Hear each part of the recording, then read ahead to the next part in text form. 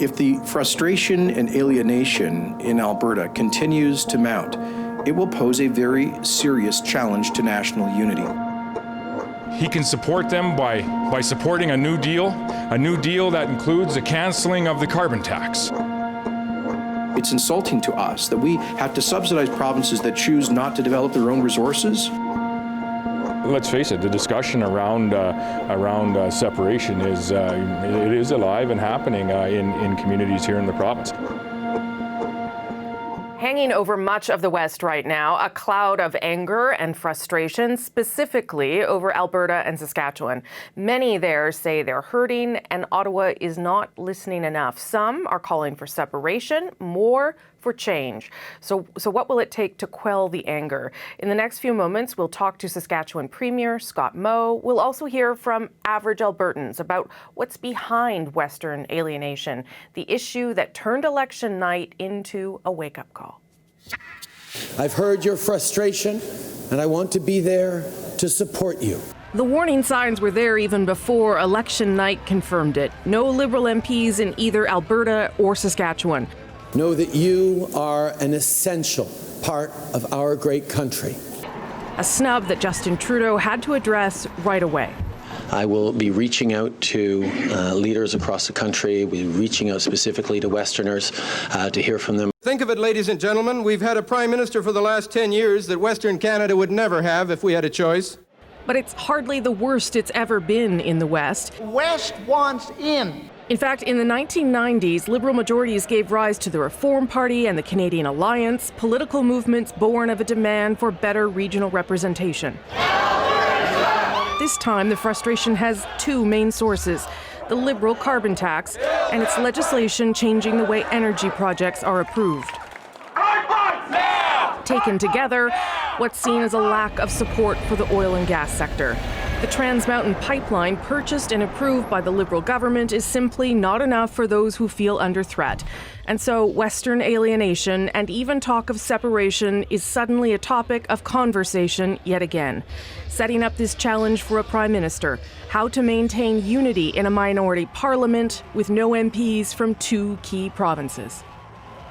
That term, Western alienation, can seem like a bit of a buzzword, but the sentiment is very real for many living in Alberta. Aaron Collins headed out to a couple of coffee shops today to talk problems and politics. In Alberta these days, talk of the province's future in Canada goes round and round. Even over a cup of coffee, the West's frosty relations with Ottawa are hard to escape. I think anger comes from fear. You know, there's people who have lost their jobs, and I do understand that, and I hear that, and haven't been able to find good replacement work for years now, and all the ripple effects that I'm seeing in our economy. Kevin Cheney hears that anger and sees that pain. He doesn't feel it personally, and he wants politicians to focus on uniting Canadians, not dividing them.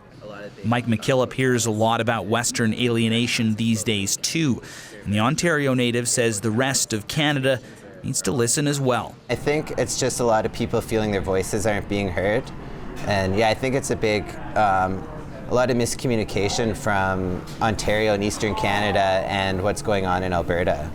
Like most here, leaving Canada isn't the answer for him, but for some in the West, all options are on the table. To think that we've created this divide internally, it baffles me. But at the same time,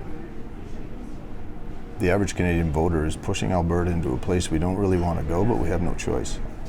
And I can't tell you what's going to come out of it, but the alienation is real and it's growing.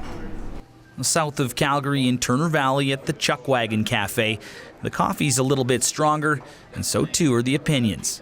Gay Robinson and her husband just moved to Alberta from Saskatchewan, and for her, it's hard to see why either province would stay in Canada. Well, I think it would take a big miracle for the West to want to stay in, and that would take the miracle of Trudeau and other parties dropping some of the issues that they have, which has garnered them votes, like the environmental issues and so on. But even among Alberta's most alienated, like Barry Lee, there's a feeling that leaving Canada could be a step too far, for now at least. Something needs to change. We can't keep going down the same path. And I believe that, what's the line is that coming together is the beginning, working together is progress, and staying together it will be success. Well, Susan Green doesn't want to leave Canada either. You have to take what we all feel and build it together. We gotta stop being mean to each other with our thumbs. We are so quick to say some sharp things with our thumbs, but the minute ugly words come out, nobody listens anymore. Back in Calgary, the talk of Western alienation, even separation, doesn't seem to be going anywhere anytime soon. You can't have a beer with a buddy and have it not come up for the bulk of the conversation. Aaron Collins, CBC News, Calgary. A fire of frustration also seems to be burning right next door in Saskatchewan, and the premier there has even called for a so-called New Deal between Ottawa and the Western provinces. Premier Scott Moe is here with us tonight from his office in Regina. Nice to see you, Premier. Appreciate you making the time. Oh, thank you so much for you making the time. Well, so part of this New Deal that you've put on the table, and you did that very quickly after the election, was to ask the Prime Minister for a meeting to discuss a number of things: changes to Canada's equalization program, getting resources to market, and the carbon tax. In your case, pausing the carbon tax for 1 year. Why are those issues so critical to your province in particular? Well, these are policy directions that have been problematic for the growth of our province. And listen, they're not exclusively the only challenge we have. We have some natural resource challenges as well here in Saskatchewan. But we do have some opportunities, and I've always said we have some opportunities. For example, when it comes to addressing climate change, in our province, a carbon tax is not effective. Other provinces it may be, and we've always said provinces should be able to decide how they move forward on that. But we have always been open to engaging in the conversation of reducing our emissions, enhancing our sequestration opportunities, sharing that innovation with the world, addressing climate change, which is a global issue on a very global basis. And we've always been against a carbon tax, which is punitive to the industries that we have. It doesn't reduce emissions, it reduces jobs in our case. And we have always been open to that discussion with the federal government. Well, so this pause on a federal carbon tax to as you say, to reevaluate how your province would deal with it. The other thing the federal election showed us was that about 65% of Canadians voted for parties who support a carbon tax of some kind. Why should Saskatchewan not be part of what seems to be a national consensus on how to fight climate change? The federal election was not a referendum on the carbon tax, and I would just put out that there's, by those same standards, almost 70% of Canadians that did not vote for this particular Prime Minister. So in this province, by those standards, we had about 2/3 of the people that voted against a carbon tax, and so these are the people that I represent. And what I wanted to do was put a deal, an opportunity in front of the Prime Minister that there are some opportunities for us to work through this. There's some opportunities for some give and take and for a new direction with respect to not only the relationship of Saskatchewan and Canada, but a new direction with respect to the policies that are impacting our industries.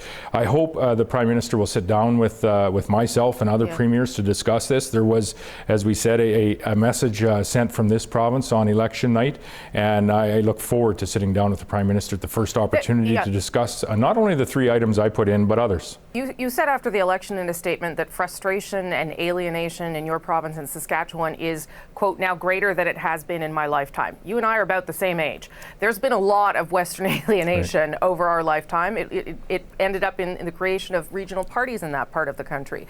Do you think that part of your job as Premier is to also help unify the country and to tamp down some of those feelings of Western alienation, or are you there to embody them? No, for certain. First of all, I'm here to represent the people of the province of Saskatchewan and the industries and the jobs that we have here and what's important to Saskatchewan people.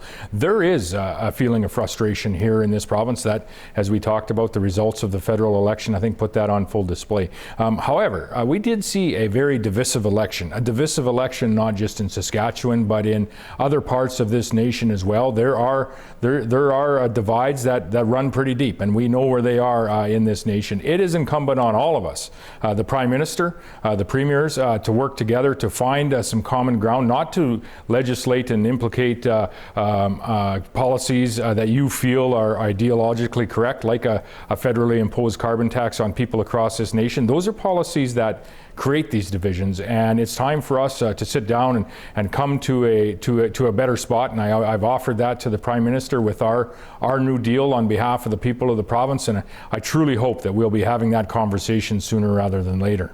Okay, Saskatchewan Premier Scott Moe in Saskatchewan's legislature in your office tonight. Thank you, sir. Appreciate your time. Thank you very much.